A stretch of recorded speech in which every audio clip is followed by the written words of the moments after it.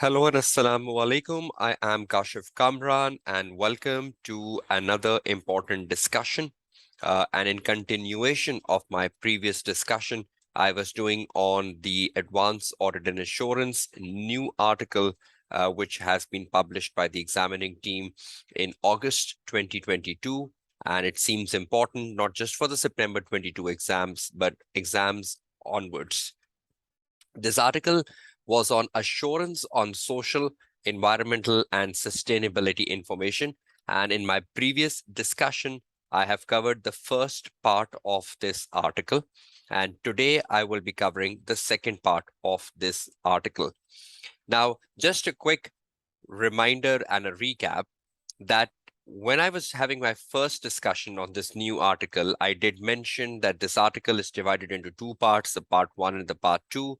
I had a look into the part one, which primarily focused on how do an auditor review the content of the annual report, or how do the auditor review the other information in the annual report as part of the audit of the financial statement, which was more focused on the responsibility of the auditor under the ISA 720.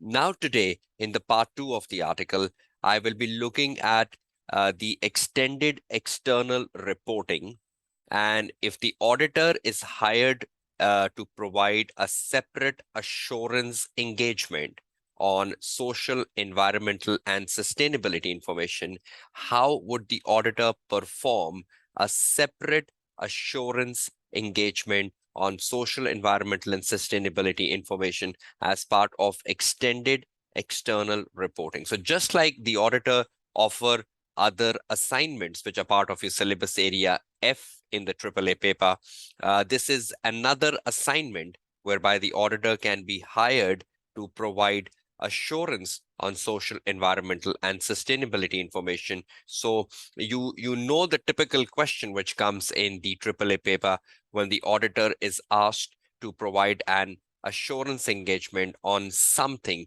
which is part of your AAA paper as part of syllabus area F. So this is an addition to that.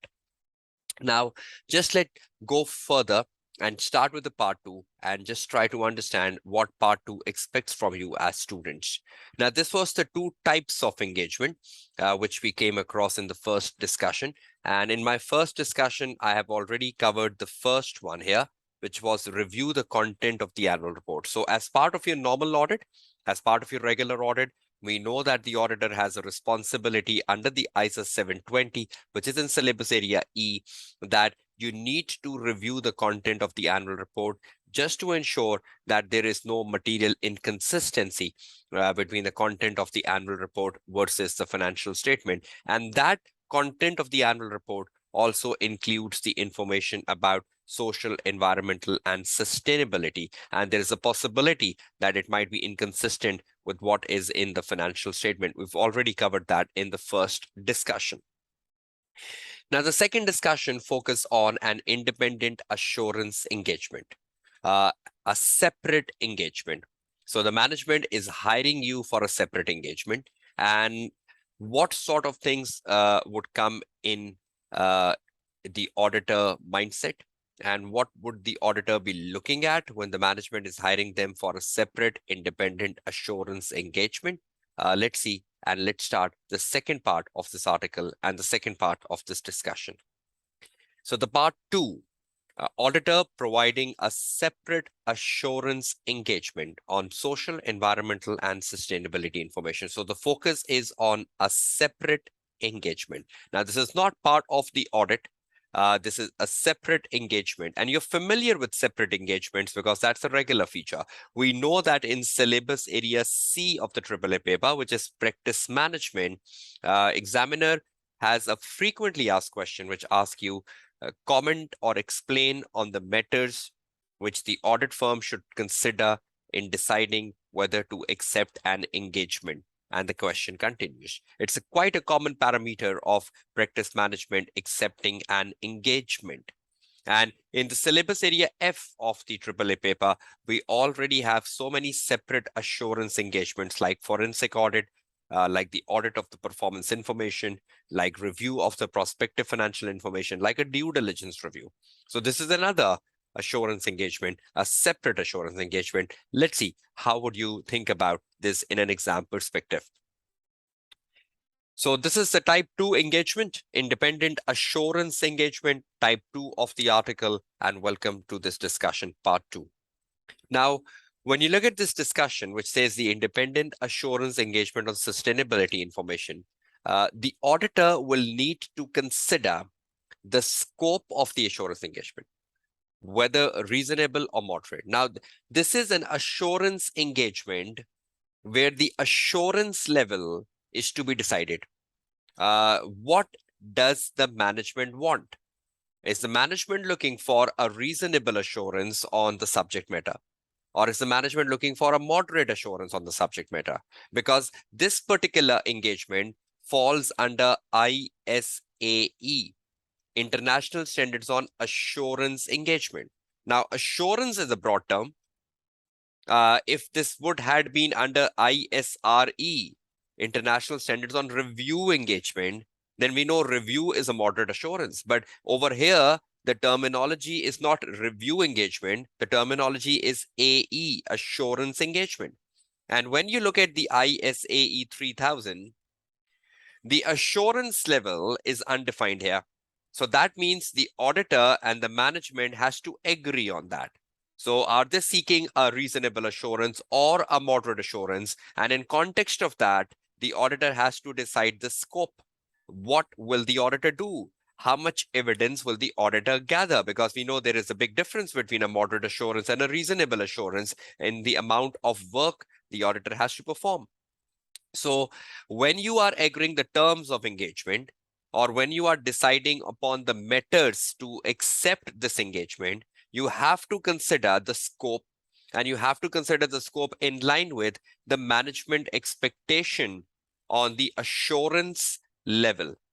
So the assurance is to be defined, number one. Number two, the auditor should accordingly plan this separate engagement. We know every engagement the auditor offer, whether that is an audit engagement or a non-audit engagement, including the one we are talking about, planning. Planning is a very important fundamental before you start performing the engagement. You have to plan for it. You need to plan the scope. What will you do? How much amount of work will you do? You need to plan the timings, the deadlines. Is there any specific deadline by when the management wants the work to be finished down? So you need to plan, you need to develop a timetable. You need to ensure that the amount of work you need to deliver as per the expectation of management is delivered within a stipulated deadline. Directions. What is the focus? What is the direction? You have been hired to provide an engagement on social and environmental information. Is it just a social information, or is it a blend of social and environmental information? What is your direction? What sort of information will you be evaluating? Because when you look at your direction, you need to think about the need of an expert, which is my point number 3. Because in that information, there might be environmental information, which is very difficult. For example, the management is talking about the waste disposal. Management is talking about waste reduction. Management is talking about recycling. Management is talking about the CO2 emission. Management is talking about the water usage. Now, this is very difficult KPIs. And you need to have an expert in these areas to understand and assess and conclude the claims of the management. Is the management right or wrong? Because it's very difficult for the auditor to understand that the water consumption has reduced. How would you judge it? How would you gather evidence on it? So that's where an expert role comes in. And that's where the direction plays a crucial part, that what are you focusing on when you're going to perform this separate engagement on sustainability information. So when the management approaches you to perform an engagement on social and environmental information, or on sustainability information as an accumulative word, You first need to consider your scope. You first need to consider what sort of an assurance level is the management seeking. Then according to that, you plan your work and you determine the deadlines, you determine the scope, you determine the direction where you need to focus on. You also determine at the stage of planning, is there a need for an expert? Because that's a crucial area, because you might not be an expert in the information presented on environment. So that's how you start looking at this engagement. And we normally know that whether you are accepting a forensic investigation, or you are accepting a due diligence, or you are accepting a prospective financial information from your syllabus area F, you need to consider the scope, you need to plan, you need to consider the timings, you need to consider the directions, you need to consider the resources. Even when you are going for an audit planning, even in an audit planning, you look at your scope, your timing, your direction, resources, because that is a typical content of planning for the auditor, irrespective of the engagement the auditor is doing. And you must have covered the planning aspects in the syllabus area D. You must have covered the practice management aspects in the syllabus area C. That is the matters you consider when you're accepting an engagement. Now, moving on, when the auditor is asked to provide an assurance on the sustainability information as a separate engagement. This is extremely important. Internally generated information versus control. Because we know that even when we are doing audit or we are doing this particular engagement, most of the information comes from the management. Information about social environment, water consumption, CO2 emission, waste reduction, recycling, donations, etc. Now, we already discussed this in the part 1 of the article as well, that generally the controls over financial reporting are very robust in an organization. But the controls over non-financial informations may not be as robust as they are over financial reporting. So auditor has to consider that realistically. So generally the controls are not as good as they are on the financial reporting. So auditor needs to assess them and needs to conclude that how much reliance you will be placing on the evidence which has been provided to you by the management, and to what extent you will be using them. Because again, you know, there is a correlation between controls and your sample size, and control and amount of evidence you do. If the controls are weaker, you generally tends to increase your evidence and your application of substantive procedures. And it goes vice versa. If controls are good, controls are strong, your reliance on information coming from the management starts to go up. So because you're looking at a non-financial information, and you have to be very much concerned about control. So even at the stage of planning, even when you're considering the matters to accept an engagement in this particular engagement, I think this is a very crucial point to consider.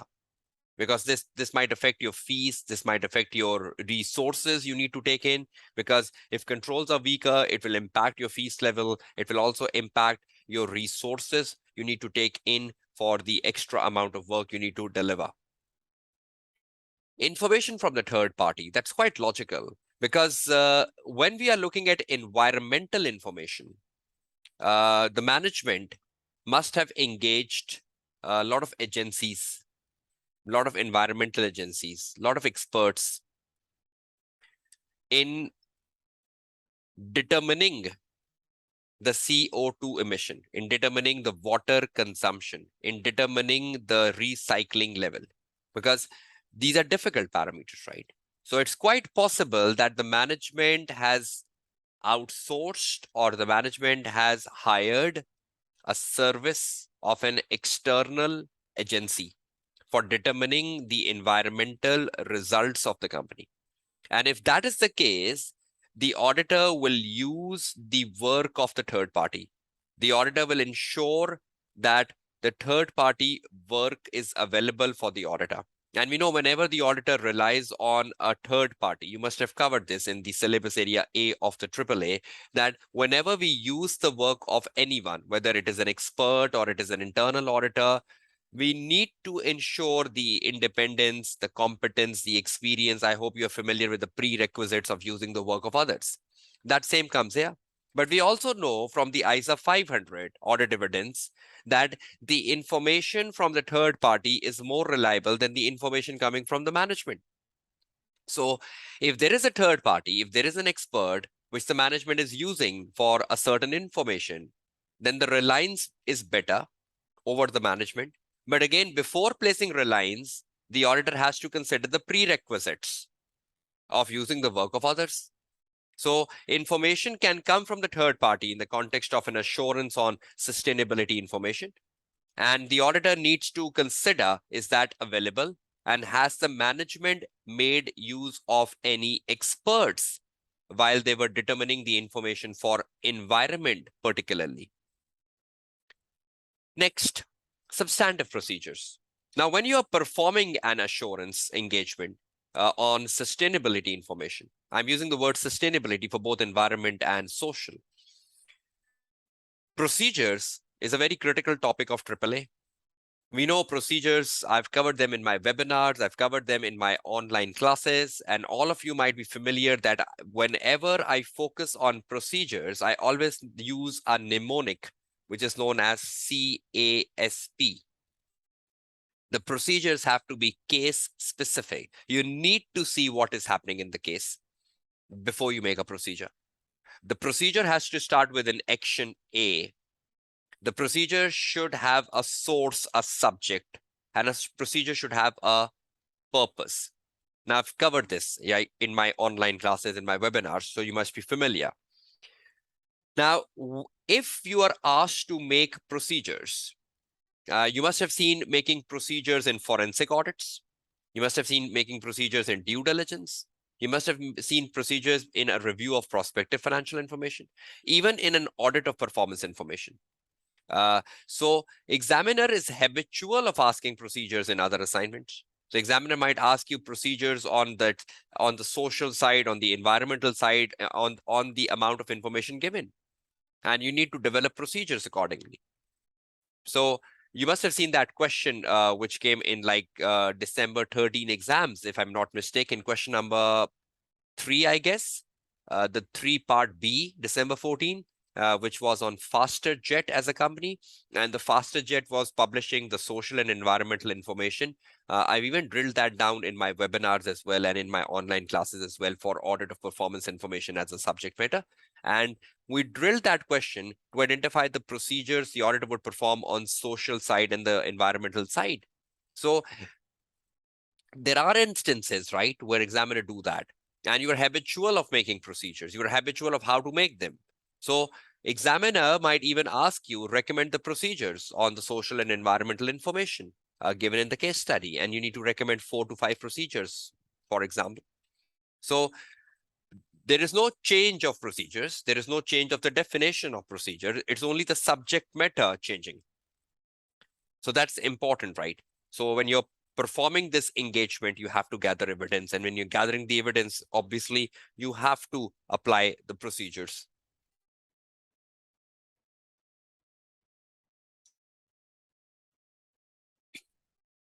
Form and content of the independent verification statement of integrated or sustainable information. Now, when you have performed the engagement, you have delivered the engagement, and you have concluded that whether the information presented by the management on social and environmental information is true and fair or not, you have to issue a report, because every engagement ends with a report. Every engagement ends with a statement from the auditor.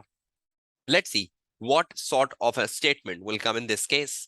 Number 1, any issues found during the conduct of the engagement will be reported to those charged with governance. So if you found any issues in the social information, environmental information, you believed something is wrong, something is misleading, during the course of that engagement, you must have reported them to those charged with governance for rectification. That's how we do things, right? Even in the audit. Number 2, the content and the scope of the audit report on integrated or sustainable information must be considered. It is not like an audit report, right? It's not like the international standards on auditing 700, which deals with audit report, where everything is defined and structured.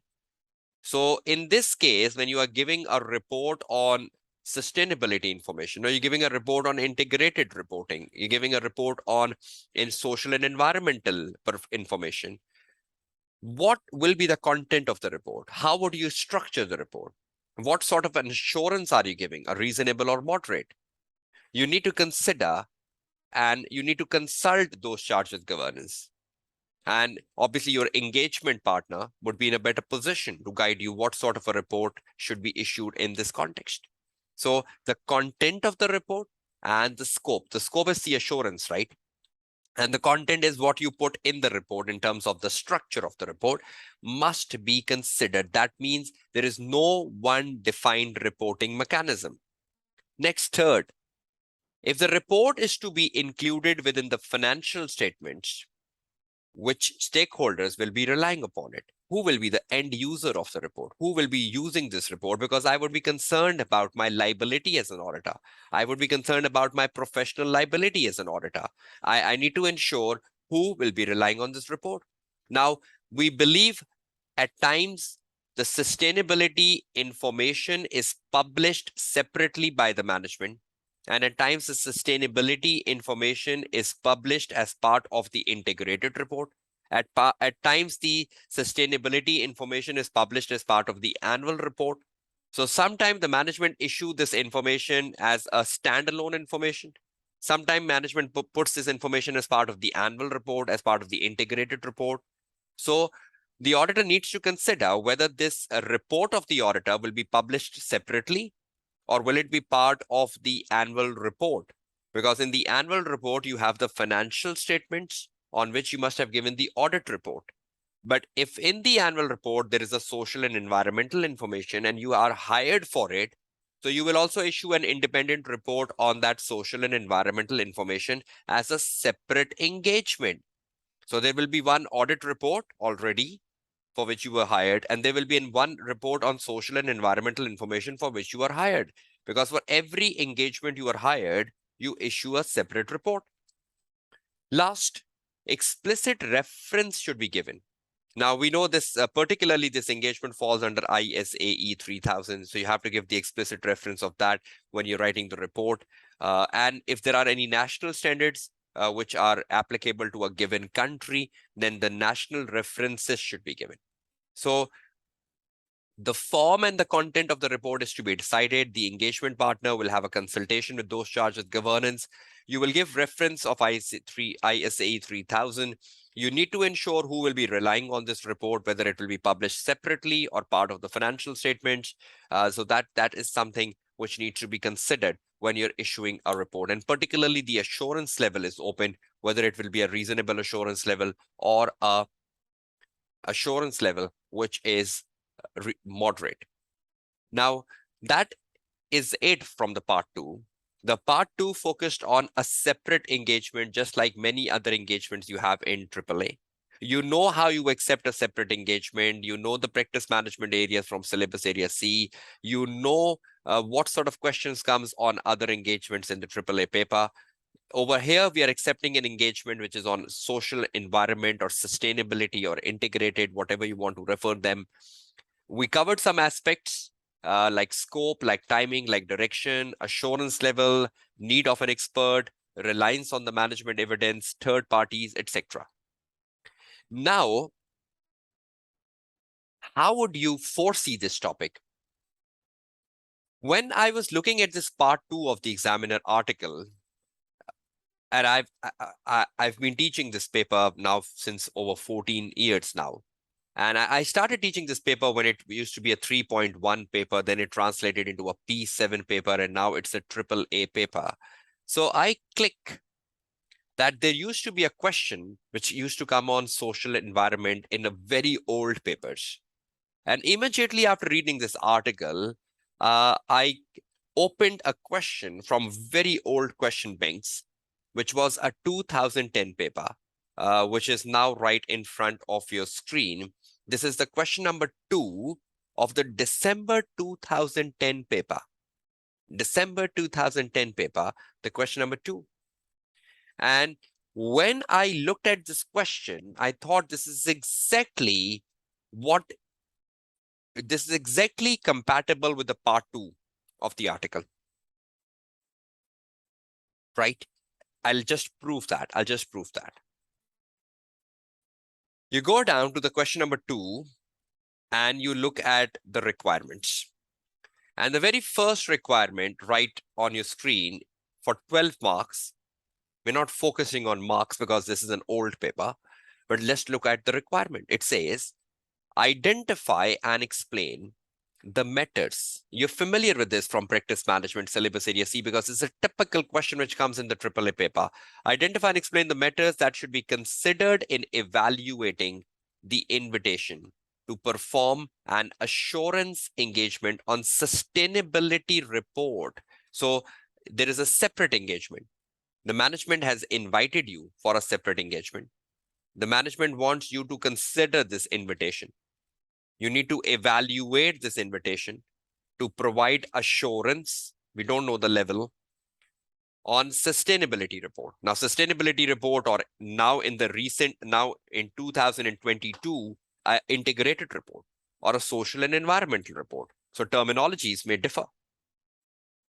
So management has invited you for providing them an assurance on sustainability report of Eastwood. What sort of matters will you consider? Now, this is a typical question, right? We consider competence, experience, resources. We consider who will be relying on our report. We consider the assurance level. We consider the deadlines. We consider the fees, because you're familiar with these matters from syllabus area C, the practice management, but you're just fitting them into this assurance engagement. Even if a question comes to you, matters you should consider in performing a forensic audit or a review of prospective financial information, things remains the same, right? So 12 marks. Then in the second part, the question is asking you recommend procedures that should be used to verify the KPIs, the number of serious accidents in the workplace, social, average spend on training per employee, social indicators. How much have you spent on training per employee this year versus the last year? How much were the number of accidents this year versus the last year? And then in the last part of this question, the examiner is asking you, explain the responsibility of the auditor in relation to the other information published in the financial statements. Now, that is the part 1 of the article I did, ISA 720, syllabus area E, and recommend the actions to be taken if the charitable donation in the other information is not amended. What if the charitable donation in the other information is different from the charitable donation in the financial statement? There is a material inconsistency, part 2. So if the material inconsistency is not amended in the other information, how would that affect the audit report? That was covered in the part 1 of the article, and that's part of your knowledge from syllabus area E, that how you make sure this matter is reflected in the other information paragraph. So this second part is in line with the part 1 of the article, and this is in line with the ISA 720, and you should be capable of doing this. But this is a complete question which came in December 2010 exams. The question number 2 asking you the matters you should consider when you're accepting a separate assurance engagement. Then some procedures, and finally down to the part 1 of the article asking you other information. So this question can become like a benchmark question when you're preparing yourself for this topic. Now, I just want to discuss some aspects before I wrap up so that question becomes easier for you. If you go to this question case study, and I can just read some extracts of this for you so you understand what exactly is happening. If you look at the first para, it says you are a manager. And obviously in the AAA, you are a manager in Newman, a global firm of chartered certified accountant. And whenever we say a global firm, means the firm has experience. A global firm means the firm must be offering range of services. So you need to think about what's the logic behind global. The global means it's a big firm. It's a reputable firm. It's a very competent firm. Must be offering range of services. So you are a manager in Newman, a global firm. You are responsible for evaluating proposed engagements, means new engagements. So you are responsible for evaluating proposed engagements and for recommending to a team of partners whether or not the engagement should be accepted or not. So you are responsible for telling the partners whether you should accept the engagement or not. So that means from the intro paragraph, it's quite clear that we are about to accept an engagement in the later paragraphs. And as a manager, you have to take a decision whether you are accepting this engagement or not. So what sort of matters will come to your mind when you are accepting a new engagement on sustainability information? Let's see, how would you come down with it? Number one, Eastwood, the company, is a listed company and is an existing client and is an international mail service operator with a global network of like 220 countries and 300,000 employees. The company offers mail and freight services, so on and so forth. It is our existing client. So if it is our existing client, we must be having a lot of information about the client. We must be having good understanding about the client. And because we are doing audit of this company, so we must be having a good amount of know your client information. So it's an existing client, Eastwood. Let's see what Eastwood is requesting to us as Newman. Eastwood Company, I'm reading the para 3. Eastwood Company takes its corporate social responsibility serious. Corporate social responsibility serious. So that's the subject matter of the Examiner article. Social and environmental information, sustainability information, integrated reporting, sustainable reportings, and publish social and environmental key performing indicators in a sustainability report. So they publish the social and environmental performance in a sustainability report because they take it very seriously, which is published within the financial statement. So this sustainability report is part of the annual report. It's not published separately, right? Partly in response to the request from the shareholders and pressure groups. So the pressure groups and shareholder have put some request to Eastwood Company management. Eastwood Company management has decided that in the forthcoming annual audit, the audit which is forthcoming, the KPIs should be accompanied by an independent assurance report. Now they want the KPIs which are published in the annual reports to have a separate assurance report. Now, this is exactly what I was discussing when I was discussing the part 2 article with you, that the auditor has to decide whether the information on sustainability is published separately or is it part of the annual report. In this case, it's part of the annual report, and the management had been very serious about it, and they have been regularly publishing it. But what is the difference? From this year, they want a separate assurance report on sustainability information. And obviously, you will be publishing a report on the financial statements as well. So that's a different report. This is a different report. So in the annual report, we have the financial statements and an audit report. In the annual report, we have the sustainability information on which you will be providing a separate assurance report.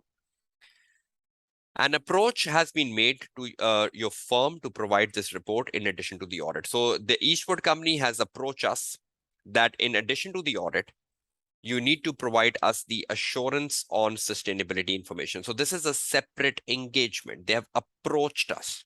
The question was asking you, evaluate the methods which you would consider in accepting the invitation.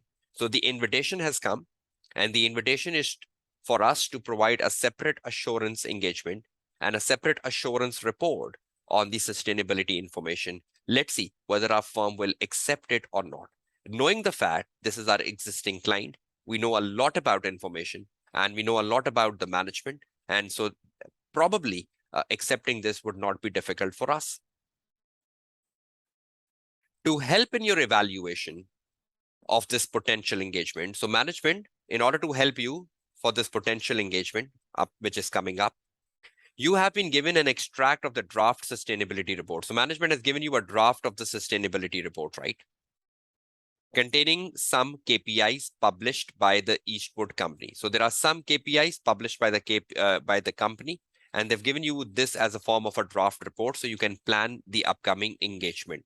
In total, 25 environmental KPIs and 50 social KPIs are disclosed. Now look at the amount of KPIs, look at the amount of work you need to carry out. There are 25 environmental KPIs. Now below is not 25, right? That is extracts. Below is the extracts, below is the summary. But in the actual report, sustainability report, which you have to provide an assurance on, it contains 25 environmental KPIs and 50 social. So that's in total 75. In the extract report below, we are just given 1, 2, 3, 4, 5, just 5 of them as a sample. So look at the amount of work. Look at the amount of KPIs you need to verify. Look at the amount of procedures you need to apply on these KPIs in the actual engagement. In total, 75. So that's a lot of work. You need to think about your resources. You need to think about your competence. 25 environmental KPIs. You need to think about an expert, using the expert, because environment is an area where the auditor is not much familiar with. So you need to have competence, resource, you need to consider your deadlines, you need to consider your fee structure, lots of things, and even the assurance level, because the management wants an assurance, but the management is not telling what sort of an assurance they want. So plenty of questions now starts to come in mind when the management has approached us for this. I'll be making a summary so you can write in the answer. So we have extracts of the information. CO2 emission, see how difficult this is for the auditor, CO2 emission. The management is claiming that CO2 emission has gone down over the last year, 2010, 2009. So management is claiming that emissions have improved. Energy use have also gone down. So management is claiming everything has improved. Charitable donation have increased. Number of serious accidents have decreased. See, everything is optimistic. Everything is so beautiful here from the last year to this year. Average spend on training. Last time we spent $175 per employee, this time $180. So everything is good from the last year. You also have a meeting with Ali, the manager responsible for the audit of Eastwood Company, and the notes are given below. So because we are also the auditor of this company, right? We're already performing the audit of this company, Eastwood. So I am the manager responsible for taking a decision on whether to accept this separate engagement or not. So I being the manager, or you being the manager, you had a meeting with the audit manager who is already performing the audit, just to know about the client and just to know about whether we should be accepting this engagement or not. Let's see, what is the communication between the manager deciding to accept this engagement and the audit manager, who is Ali here. Let's see what Ali is telling us. Newman and Company has audited Eastwood Company for 3 years. For the last 3 years, you are auditing them, and it's a major audit client of a firm. So that means it's quite an important client, quite a potential client in terms of your self-interest, due to its global presence and recent listing on the 2 major stock exchanges. Try to understand your liability if you provide an assurance on sustainability information. It has listing on 2 major stock exchange recently. You have a further exposure. Who will be the intended users? Who will be reading your sustainability assurance on sustainability report? The audit is managed from our office in Old Town. So Newman Company, which is the audit firm, they have an office in Old Town, and you're managing the audit of Eastwood Company from your Old Town office, which is located, which is also the location of the global headquarters. So the global headquarters of Eastwood is in Old Town, and you also have an office in Old Town. So it's very easy managing the audit of Eastwood from the Old Town location. We have not done any work on KPIs other than review them for consistency. Exactly, that's what we do in the audit, right? Part 1 of the article, or syllabus area E. We normally review the other information, right?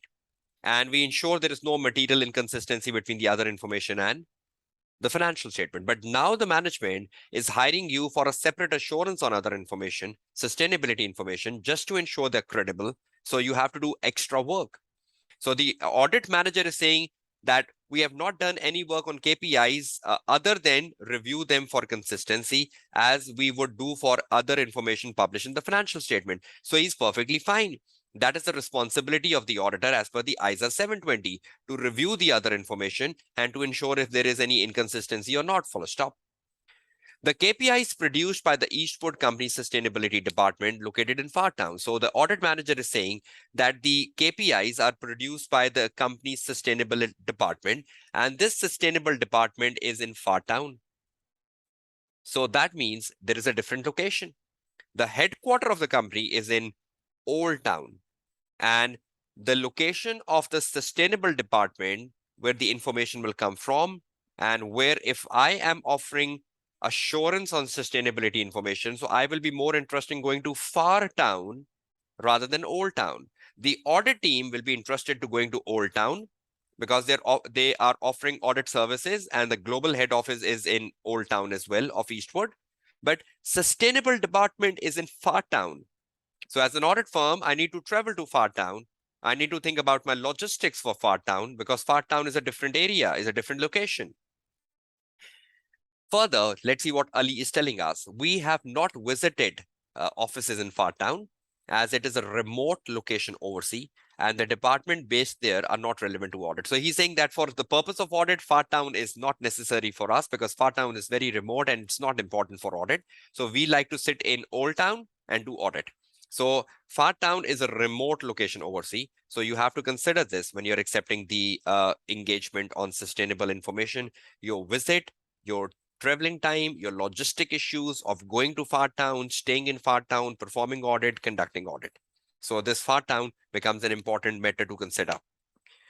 Next, we have performed audit procedures on charitable donations. So this is what the audit manager is telling you, that during the review of the other informations, we have performed audit procedures on charitable donations, as this is disclosed in the notes to the financial statement. We know a charitable donation is also part of the financial statement, and charitable donation can also be part of your social information published in other information. So for the purpose being part of the financial statement, the audit manager has performed procedures on charitable donation as disclosed in the notes to the financial statement, and our evidence indicate that the donation was $9 million this year, which is the amount disclosed in the notes. However, the KPIs is stating the donation at $10.5 million. And this is the material, this figure highlighted in the chairman's statement as well as in the sustainability report and is material to the financial statement. Now that means this is a material inconsistency when you're doing the audit. And as an auditor, you have a responsibility to disclose this material uncertainty to the management. And if the management is not rectifying, you will be telling in the other information paragraph the inconsistency as covered in the part 1. But if you are accepting an engagement to provide an assurance on sustainability information, and the audit manager is saying that while we were conducting the audit of the current year, we found the actual donation at 9, but whereas the management has disclosed the donation at 10.5 in the sustainability information. So that means it is creating the risk matters to consider when accepting this engagement. Risk of management bias. We've covered that in part 1. Risk that the management might be fabricating this. Now, can you trust these numbers? Because one of the number has already been reported to have material inconsistency. Management is claiming that the donation is 10.5, whereas the auditor is saying the donation in the financial statement is 9. Now, credibility of these numbers, trusting these numbers. Again, we were discussing today in the discussion to internally generated information. So reliance on them would become another matter. The risk will become another matter. There is a risk in these numbers now. So you will have a skeptical approach to these numbers when you approach this engagement. Not necessarily every number presented here is true and fair, just because what Ali told you as an audit manager. Last point, the audit work is nearly complete. So you're just trying to wrap up the audit. And the annual report is to be published in about 4 weeks. So you have to publish the audit report in 4 weeks, so on and so forth. So the audit is about to get completed and the report is to be published in 4 weeks. Now let's see if we go just up and we see what the management was asking you. The management were asking, Eastwood Company has decided that in the forthcoming annual audit, the KPI should be accompanied by an independent assurance report. So for the forthcoming audit, which is the audit about to get completed in the 4 weeks time, the management wants a separate assurance report on sustainability information. So how much time will we have to perform this separate engagement? Maximum 4 weeks.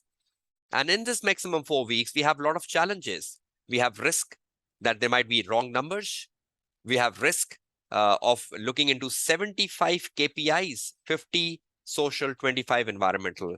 We have an issue of going to far town, which is a remote location overseas, and we are sitting in Old Town. That creates a problem for us. So you need to consider lots of matters and challenges before you say yes to this engagement.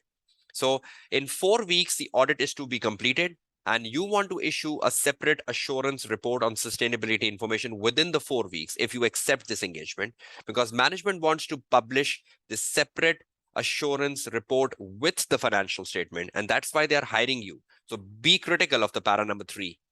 The para number 3 and the meeting notes from Ali is correlatable. The last thing, your firm has recently established a sustainability department. So your firm means the new man company. So your firm recently established a sustainability reporting assurance team in Old Town. So we have established a sustainability department as an audit firm. So that means we have resources, we have competent resources who understands sustainability, who understands sustainability information. But look at this word here, recent. And you have to link recent with experience. Does the staff have experience of working on any sustainable report, any sustainable assurance? No, probably no. Recent. They have established a department, that's good, which goes in favor. But how much assurance engagements on sustainability information has this department performed? Will it be the first one after it has been established? You need to look into 75 KPIs. Has this department worked before on any sustainable information? If they have an idea. So competence and experience needs to be a thoughtful point here. Do you have competence? Recent. Do you have experience? Recent. You need to be skeptical developing a point here, and you need to think about the type of team you will be developing. Definitely the team which will go for the assurance on sustainability information, that team will go from this department. The team will go from this department. But does the team have experience to deliver things in 4 weeks? Because this is the first time, might be you're doing it. And where is the department? The new department you have established, Old Town. And where you have to go to perform this engagement? Far Town. So I think that will take a lot of time. And the question is saying that if the engagement is accepted, it will be performed by the members of that team. Member of that team means the sustainable department team, right? So which is a very good decision, right? So if we accept this engagement will be performed by the members of the sustainable team, which is good. But we are in Old Town and we have to go to Far Town. So that has to be considered.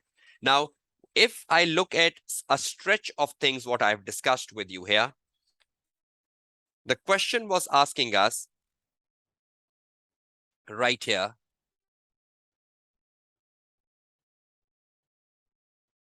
If I just take it to my Word file and we're looking at an exam perspective, December 10, question number 2.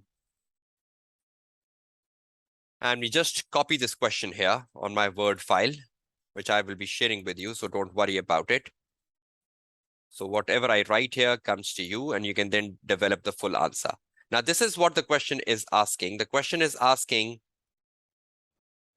identify and explain the matters that should be considered by you as a manager, and you are a manager who needs to decide whether an engagement is to be accepted or not.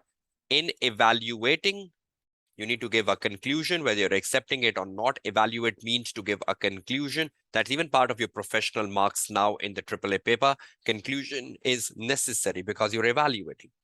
The invitation to perform the assurance engagement on the sustainability report of Eastwood.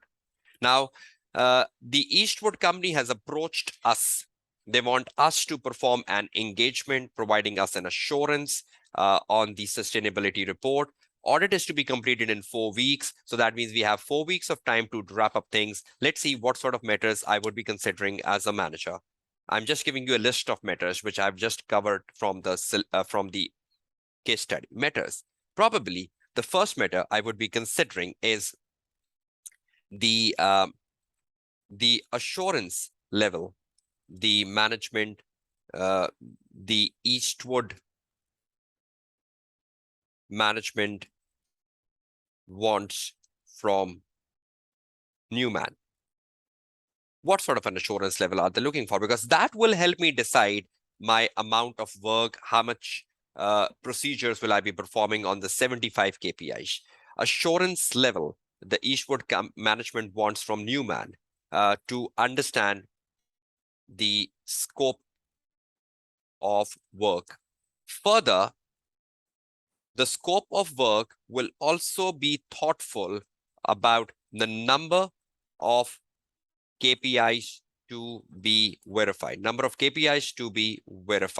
which are in total 75. So you need to consider there are lots of KPIs which you need to perform. If you want to give a reasonable assurance on these 75 KPIs, that means a lot of work. A moderate assurance, the assurance level will go down, amount of work will go down, but still the 75 KPIs.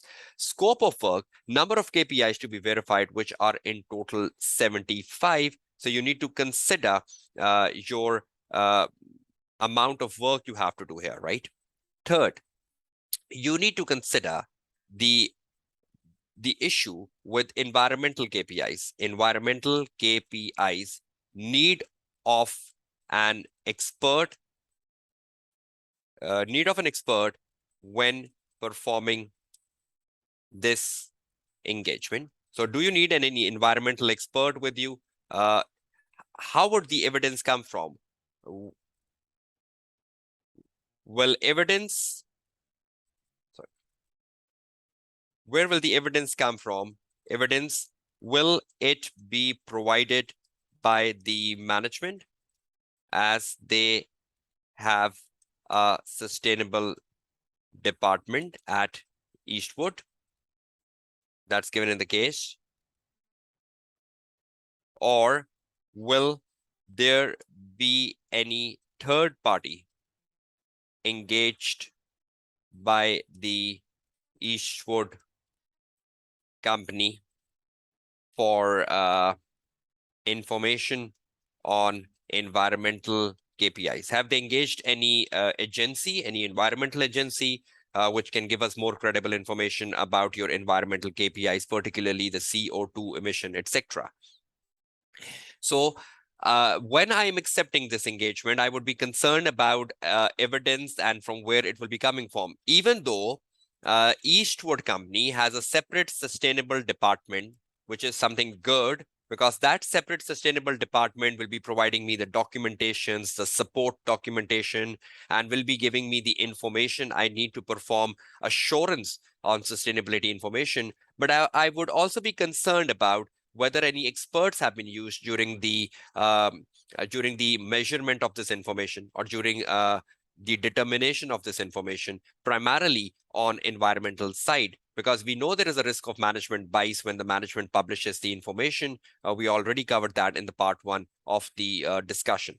Further, I would be concerned about matters reliance or credibility of other information, of sustainability information, considering the issue in charitable donation reported by the audit manager. So audit manager has already reported an issue in the charitable donation. So considering that, how much reliance and how much trust will I be doing on this information given by the management? So there is a risk which needs to be considered and need of being skeptical. Then I also have to consider the locations, Old Town versus far down because the sustainable department of the audit firm has been established recently, but that's in Old Town. So Old Town versus Far Town, the audit firm has to consider the logistics of logistic means the traveling, going there, staying there, working there, means a lot of cost, a lot of incremental cost coming in. So the audit firm has to consider the logistic issues, traveling, staying from Old Town to Far Town, right? Access, it's a remote location, right? So it's traveling easier. The audit firm has to consider the logistic issues, traveling and staying, etc. So that means you're looking at the cost involved here, which will be affecting your determination of the fees. Old Town versus Far Town, that's one point. Further, 4 weeks remaining for the audit report. So we need to consider the deadlines to complete the assurance on sustainability information. Is it realistic? Is it realistic enough or not? So will we be able to complete things within 4 months, 4 weeks, sorry? Is it realistic enough or not? So this is again something given on the case study. Then more importantly, the recent sustainable department at Newman. So the recent becomes recent, you will be critical of that. Recent means not much exposure to such engagements. Might be the first one this department at audit firm will carry out. So you need to consider the competence level.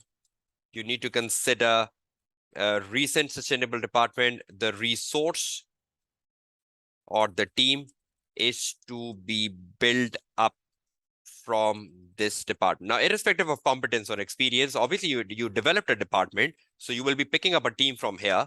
The resource team is to be built up from this department, considering the scope and deadlines, the size of team, the size of team is to be built up from this department, considering the scope and deadline of the proposed or potential engagement. Then you will also be concerned about intended users, recent listings on stock markets. It was given in the paper case study, recent listing on stock exchanges that will increase your intended users.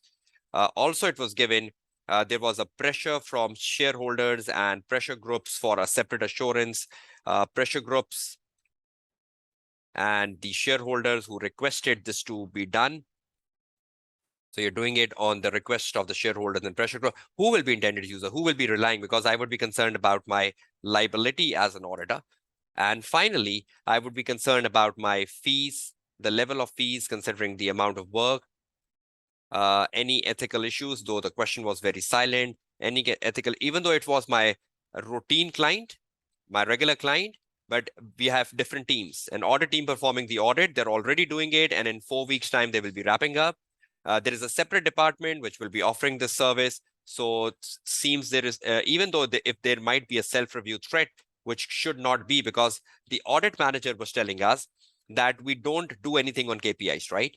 We just review the other information. So probably there is no self-review threat here. So any ethical issues, I probably put a big cross here. I will not be discussing it. So there were a number of points in the case which needs to be picked up when you're deciding upon the matters. Assurance level was very important. The amount of work was very important. And we try connecting things with the case study. And you go down this way. So try to formulate an answer of the matters you would be considering. Don't just look at the number of marks here. 12 is an old question, but just try to formulate every matter so that you are able to draft an answer. Don't look how many points I need to write. When you get a certain question in the recent paper or upcoming exams, for example, then you look at the number of marks and decide, because I've already given you the marking schemes of these metrics in my online classes. So currently devise every point, try to write a justification of every point. If you want to blend some points together, you can, because there might be overlapping points as well. But this is how things should be. Then again, moving downwards to the other parts of this question,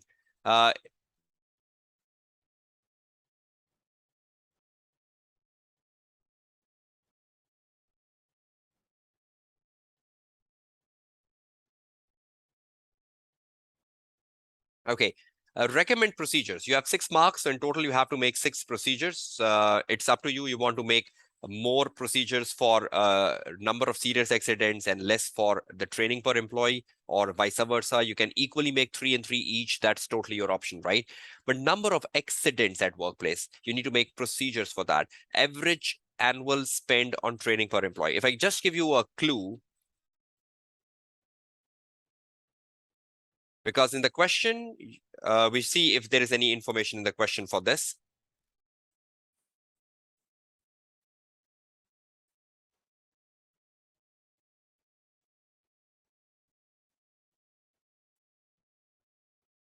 Procedures, and we have to make procedures on 2 areas. I'm just giving you a clue, not writing them down in fully, but just to ensure that if you have the logics, nothing is difficult. But if you don't have the logics, then everything is difficult. Procedures, right? Recommend procedures, and in total we have 6 marks. So 6 marks means 6 procedures. The marking scheme for procedures remains unchanged. Number of serious accident in workplace and number of employees. So if you go with the number of serious accident one workplace first, let's see what amount of information we have. And then we have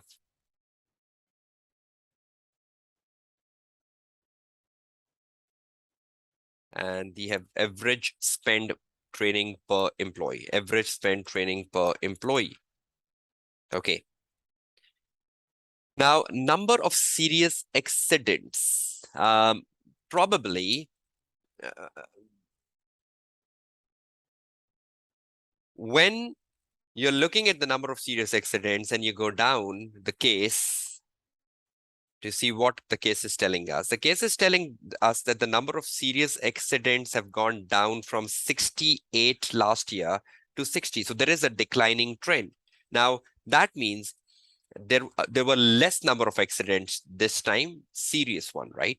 Obviously, you can what constitute a serious accident, that's like a discussion with management. But once knowing what is a serious accident, we know that in an organization there is a health and safety logbooks, or there are accidents logbook which you maintain at the premises of the company, at the factory areas of the company, where every accident is noted, uh, and every accident nature is noted, what caused it, any medical expenses, any insurance reimbursement is written. There is a proper logbook, right? Logbook, that's the source document. So first of all, that means the number of accidents have gone down. That means overall health and safety practices have improved, or the overall controls around health and safety have improved. The number of accidents have gone down. So we can even ask management the reasons. What reasons the management tells us? Suppose it says controls have improved, the training on health and safety has improved, awareness have improved. So we can check that. So for example, the number of serious accidents have gone down. You might think about discussing what constitute a serious accident. Discuss with management, right? Discuss. You need to know what constitutes a serious accident before you start working upon them. You can also discuss with management the reasons why there is a downtrend from the last year, why there is a downtrend. What reason the management gives you. You can check the reason. You can review the accident log book for the number of accidents at workplace this year, and ensure the accidents are categorized as serious and non-serious. When the management is saying serious, that means in the logbook, there must be some classification of serious and non-serious. And you've already discussed with management what constitutes serious. So you need to see exactly there are 60 serious accidents which are noted in the logbook as a source document. Management can tell you hundreds of reasons why there is a downtrend, might be training, might be health and safety standards improving. You can even discuss with the health and safety supervisor, or you can even discuss with the health and safety manager about any improvements in health and safety standards over the last year, which resulted in lesser accidents, So I think the right person is the manager, health and safety supervisor, health and safety, who can give you better assurance. Overall, you can ask management about what constitute a serious accident, reason why there is a downtrend. You can look at the logbook and you can make up your procedures. That's the logics, right? You have to think about serious accidents at workplace. I was reading the examiner report when I used to do this paper when I was teaching the 2011 batch or 2012 batch, and we used to do this in the physical classes. So at that point, I was discussing the examiner reports because, again, I've been very habitual of recommending students to go through examiner reports.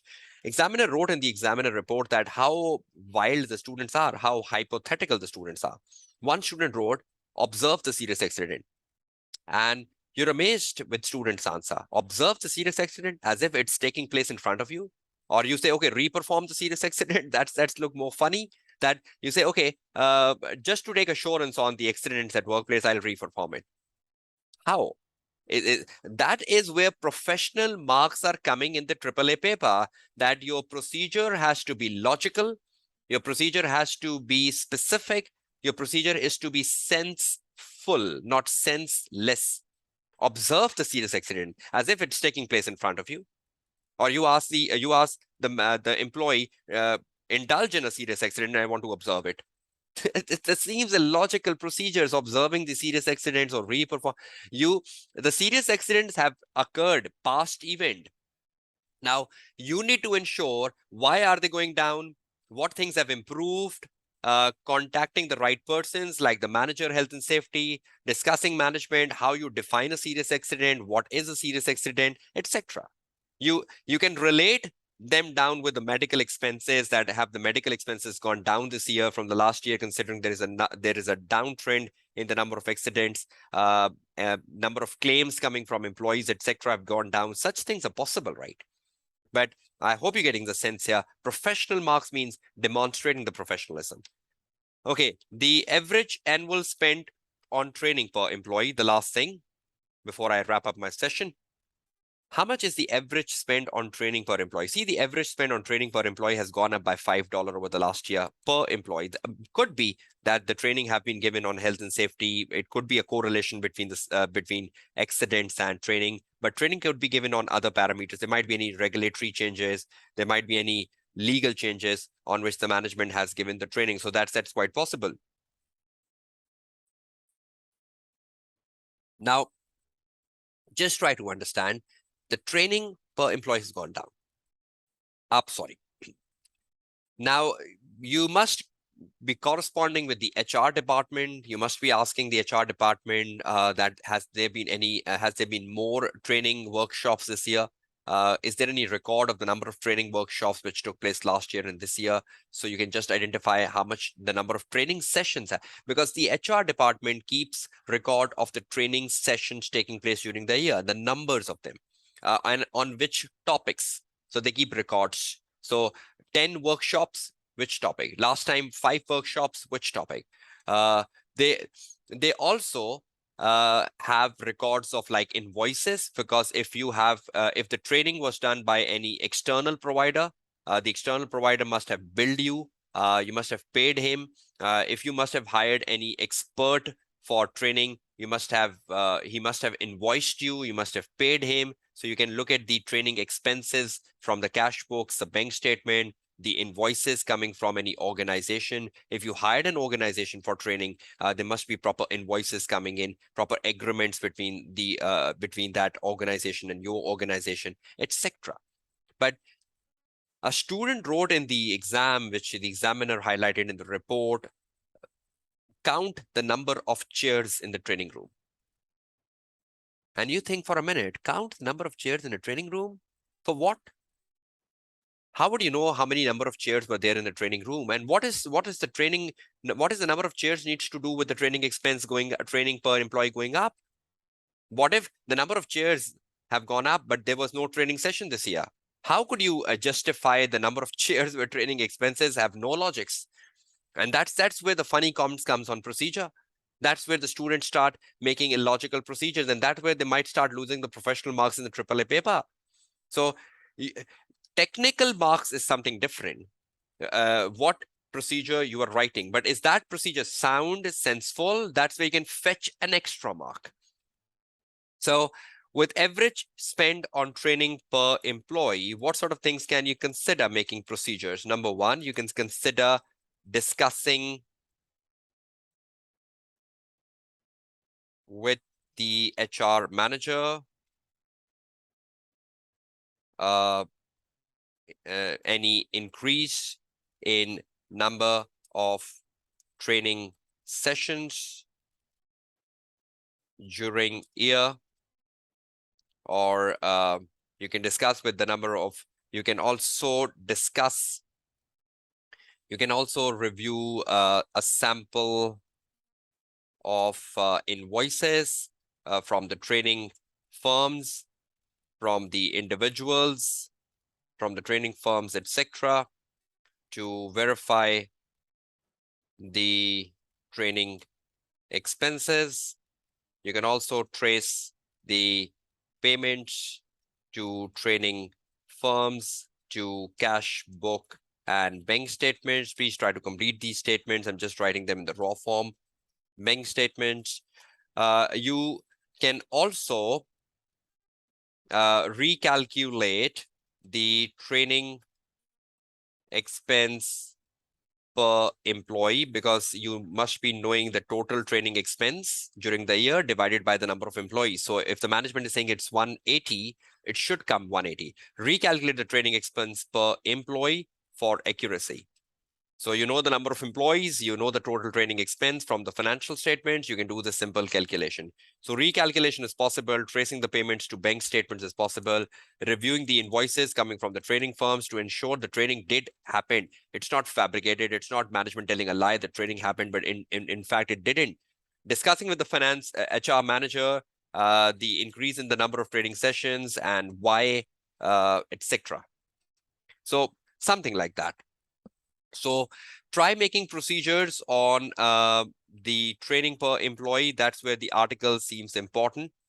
And that's where things can be in the paper, right? So just try to brush over December 10, question number 2. It covers the part 1 of the article, other information. It also covers the part 2 of the article, which is a separate assurance of sustainability information. You must have realized that this is exactly what you do for other assignments, or what you do for syllabus area C, matters to consider in deciding whether to accept an engagement or not. And it's connecting with the case. Nothing new. It's just a subject matter has been reinforced. Sustainability, social environment was part of your syllabus of AAA, but this is just reinforced with this article. So I'll be sharing this December 10 paper with you, or you can search it over the Google. But the last thing, before I wrap up things, this is what the examining team is expecting from you, right? A AAA exam does not require any specific knowledge of sustainability or climate reporting. So any specific climate reporting knowledge, climate reporting standards, or any sustainability standards, examining team is not expecting that knowledge. Whatever is in the article, that's what the examining team is expecting from you.